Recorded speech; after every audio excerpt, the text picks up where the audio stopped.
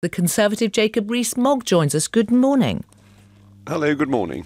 And this is the tabling of this amendment, the apparent moving of Labour position would suggest that whatever you manage to secure from the government now on what you might term a hard Brexit, leaving the single market and leaving the customs union, it can't get past the House of Commons. Well, we have to wait and see whether it will get past the House of Commons. But the key thing is that if we remain in the customs union or a customs union, we'll be subject to the common external tariff, and that means higher prices for food, clothing and footwear. So people who want a customs union want higher prices affecting the poorest in our society most. It's quite extraordinary that the Labour Party wants to penalise a section of society that it tries to appeal to electorally and make their standard of living lower. Of course, if we left the customs union, then we would be in a situation where, yes, we might be able to strike trade deals, but the common external tariffs would apply to anything we sent to the EU. So there would still be extra costs. No, hold on. The common external tariff would then be under our own jurisdiction. Do you think any sensible government would put an average 26% tariff on food and over 11% both on clothing and footwear, penalising the poorest in our society? But the costs would come in a different way. We've learnt that. We've been told that very clearly by the EU. You cannot have your cake and eat it.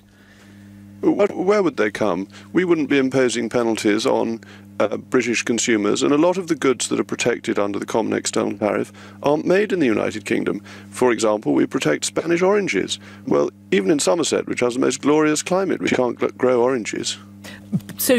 But the idea of something coming from the EU, where any trade that we do with the EU, there are going to be extra costs, and that is going to add costs here. Not that we're going to impose. Why should we impose any extra costs? We may not be imposing them, but the EU will.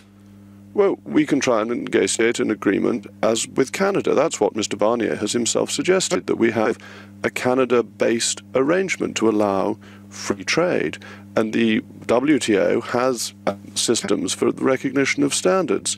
I think we're trying to find problems where they don't really exist, and we're trying to miss out on the advantages, which are cheaper food, clothing and footwear, as I said, particularly beneficial to the poorest in our society and giving them a boost to their standard of living. What would it do to agriculture in this tariff-free world? It depends how you impose the tariff and what you do in terms of regulation for our farmers at the same time. But the first thing to do, the easiest thing to do, is to lift all the tariffs on those goods that we do not produce in the United Kingdom, which I would like us to do on the 30th of March 2019, an immediate boost to our economy and an immediate boost to the standard of living of the poorest in our society.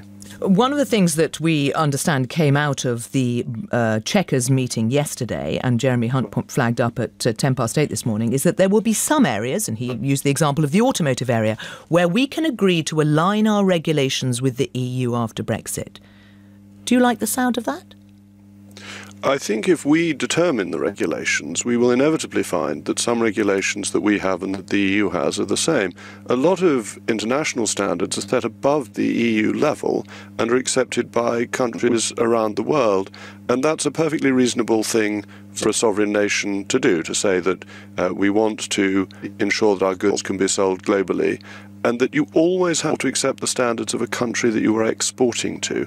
When we sell things to the EU, we've always had to accept their standards. When we sell to China, we have to accept their standards. So as long as it's under our control, then that's fine. What we mustn't be is a rule taker. We must avoid being the vassal state.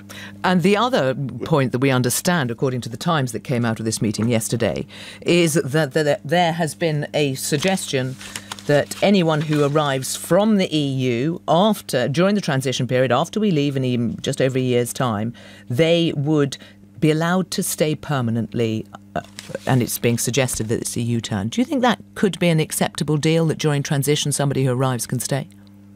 Well, Mrs May said when she was in China that she wasn't going to do that, and that people who came after we'd left would be subject to different conditions, which seems absolutely right.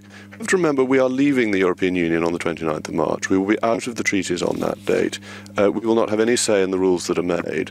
Therefore, people who come after that date ought not to be allowed to have the full and permanent free movement rights. That would be quite wrong.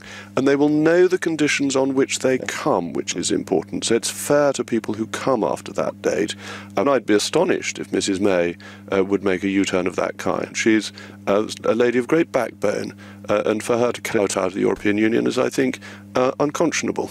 Jacob Rees-Mogg, thank you very much.